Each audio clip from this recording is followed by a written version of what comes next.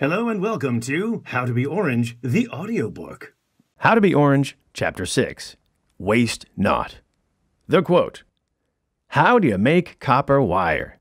Put a copper penny in a room with a couple of Dutchmen and watch them fight over it." My uncle, who is Jewish. There's something charming about the stereotype that Dutch people are cheap. I think it's the fact that the Dutch seem to really believe it about themselves. But are the Dutch really cheap? Or is it something else? Perhaps they're zuinig, which translates to somewhere between frugal and stingy. I realized the difference when I went to visit my Dutch mother-in-law. She lives right on the border of Limburg, and every time we show up, she serves us fruit pie fly. I dutifully balance the tiny plate on my knee as she also offers me a cup of coffee on its saucer. And just when I've managed to balance all that, in comes the cookie tin. If anything, she's generous to a fault. Not exactly cheap. It was when she offered the cookies that it happened. One time, after I chose a cookie from the tin, she slammed that cookie tin shut with verve. And I thought, oh, I've got you. I said teasingly, "So, it's just like they say in the books. You're cheap with those cookies." She said, "What do you mean?" I explained, "You closed that cookie tin so quickly. You must want to make sure that I don't take more than one." And she said, "Oh, no. I closed the cookie tin so that when you want another cookie, the cookies, they are fresh." And I thought, wow, that's a different way of looking at it. You actually care about quality.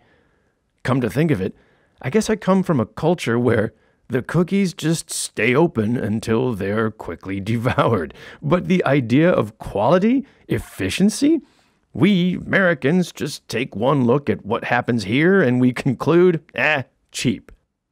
If anything, sometimes the Dutch can take the freshness concept a bit too far. Me, where's my bread? My colleague, what bread? Me, the bread I bought and I put here in the refrigerator. My colleague, there was no bread. Me, I bought it yesterday, a full loaf of bread. My colleague, oh, that old rubbish. Oh, I threw that away. You call this cheap? That's more wasteful than the Americans.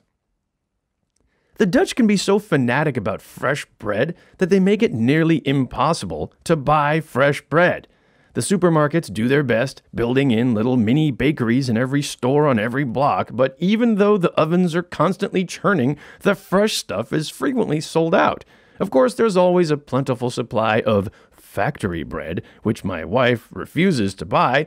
My wife abhors any preservatives with her food, including the preservative known as the refrigerator.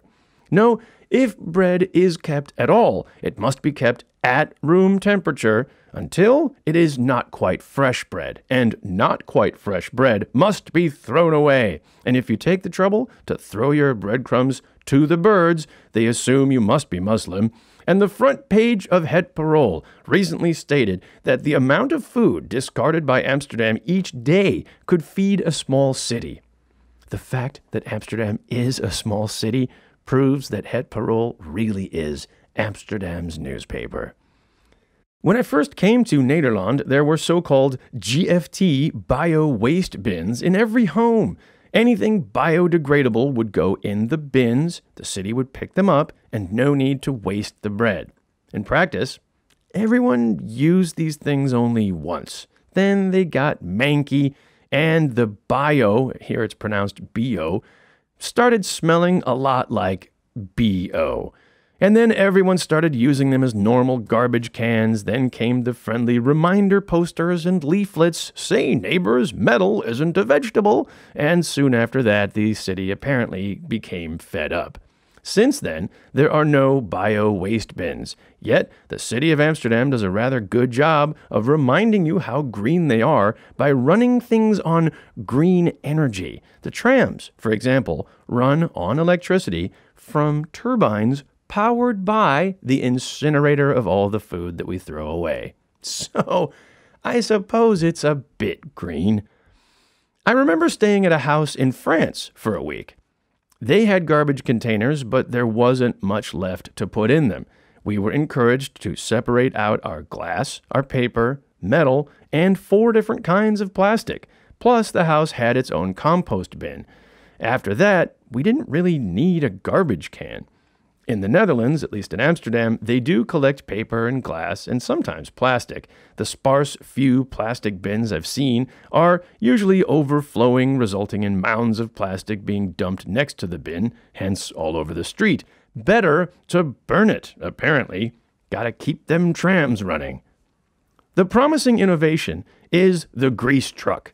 Apparently, the used fat from the deep fryers in fast food restaurants and snack shops can be recycled and refined into biofuel. In fact, KLM is now running transatlantic flights on trans fats.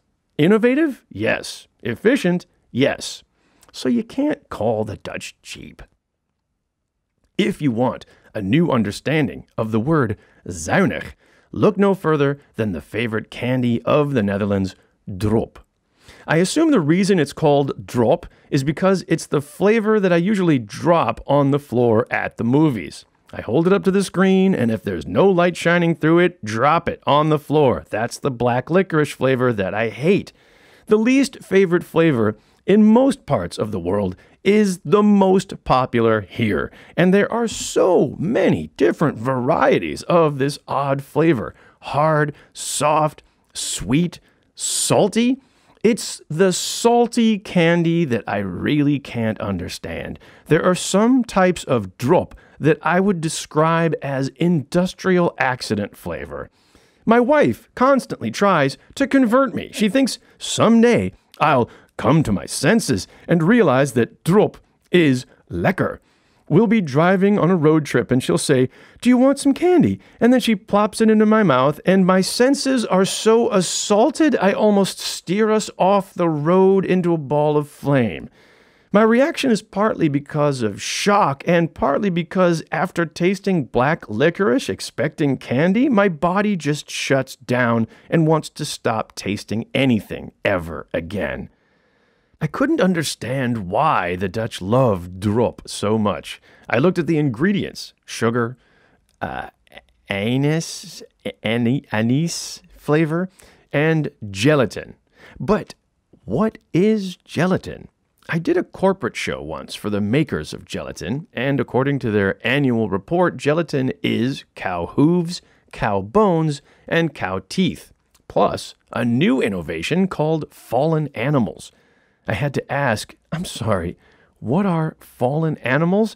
It turns out they're the ones that are normally too sick to eat. It used to be that when they'd fall over and die, you'd have to throw them out with the bread. But now, thanks to a new industrial process, when they drop, the Dutch make drop.